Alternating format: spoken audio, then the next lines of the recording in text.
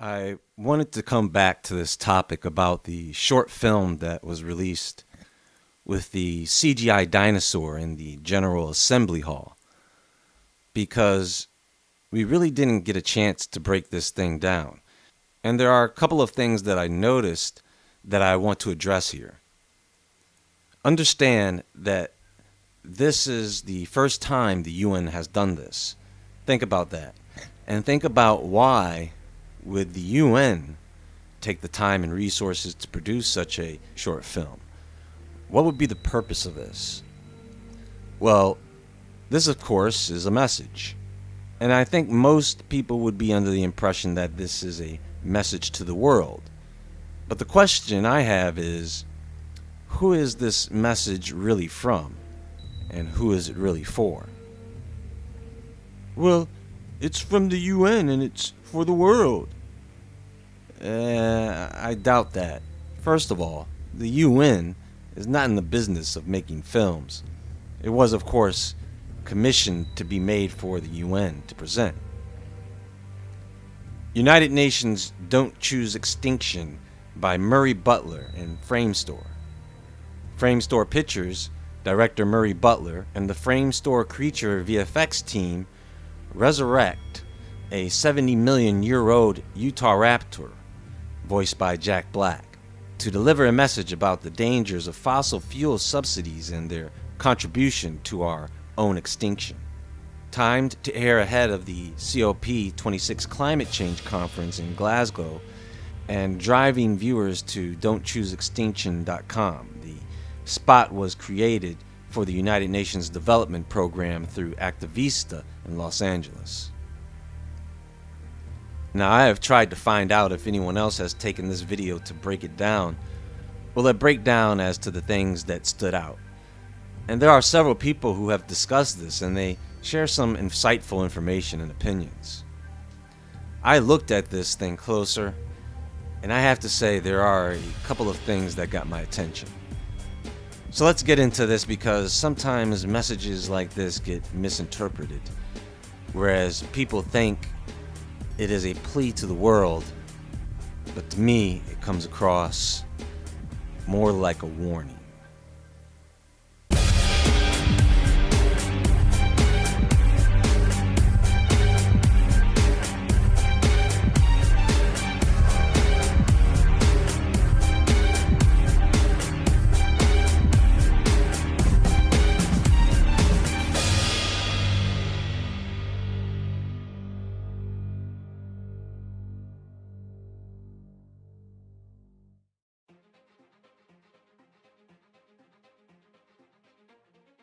So look, folks, does anyone else get the feeling that this whole climate change thing is a bit outside of your control?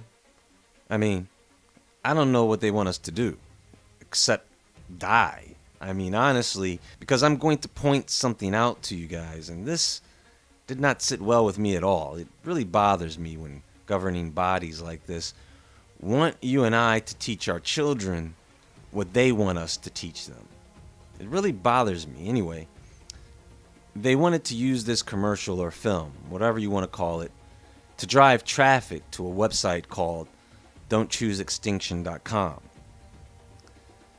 I may have to rant here for a minute, but I visited the site. It is a simple, colorful, yet interactive. I noticed they put up a children's book entitled The Birds and the Bees and the Facts of Life. The Facts of Saving Life. By using this book, kids can give their parents the talk about why we need to phase out fossil fuels, because only if we all work together can we save the birds, the bees, and this place we call home. So first of all, birds and bees don't hang out together. Well, that's not true. Both birds and bees do like bird baths. Those of you who have bird baths outside probably know that. But what we all know is that the birds and the bees is referring to sex and babies. So why, on God's green earth, would they use this theme to present to children about saving the planet?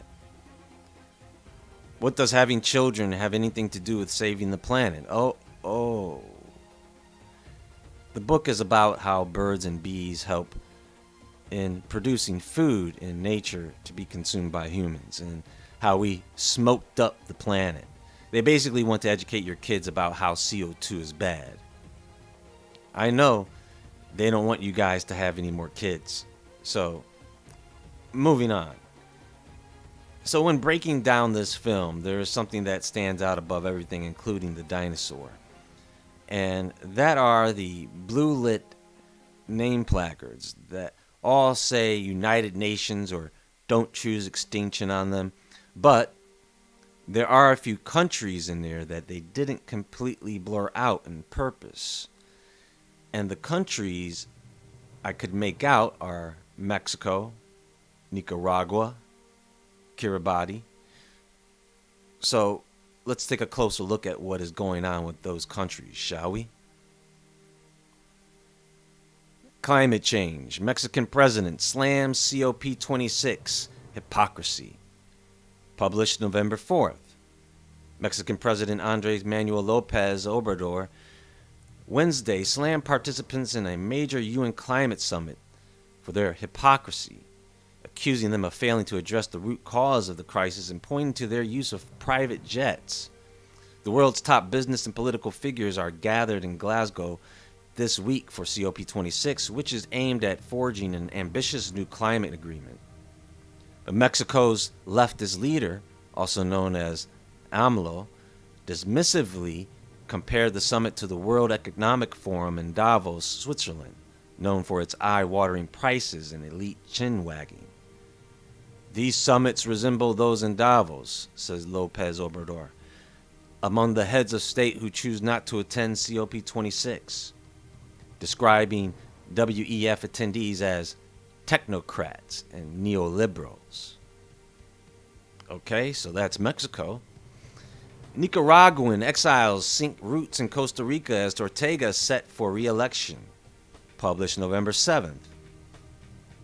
Nicaraguans forced to flee across the country's southern border into Costa Rica expressed a mix of anger, pain, and resignation ahead of Sunday's election, where President Daniel Ortega is expected to extend his long rule after cracking down on rivals.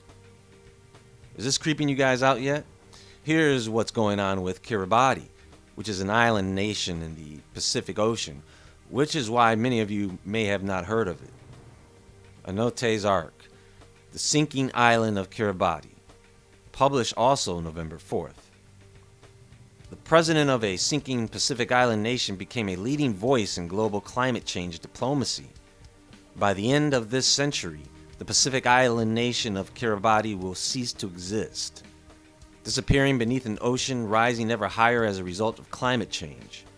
The country's former president, Anote Tong, travels the world trying to secure a future for his people. Back home in Kiribati, a family makes the tough decision to relocate to New Zealand. Their story underlines how hard even the best possible future will be for climate refugees. Kiribati is the proverbial canary in the coal mine when it comes to climate change. Now, do you guys think that this is coincidence? There is another country I couldn't quite make out with the beginning letters MON. Now that could be Monaco, Montenegro. It is probably Monaco given the fact that they are considered the leaders in sustainability, but at the same time their leader flies to the COP26 summit in a private jet. Now, is this message a possible subtle warning to the nations mentioned? Because there has to be some reason you picked those countries to show. Was it just random? I don't think so. They even demonstrate that they have complete control of the depth of field when they purposely bring one of those placards into focus at the right time. So I think these countries may be places to keep an eye on, just to see what happens.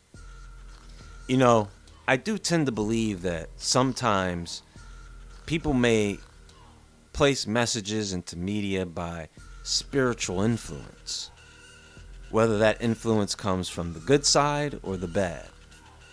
They may not even know why they are putting certain things in the message. Do you want to know what is interesting about this dinosaur now? Well, this is a Utah raptor, named after the place it was found. Now, is Utah significant? Well,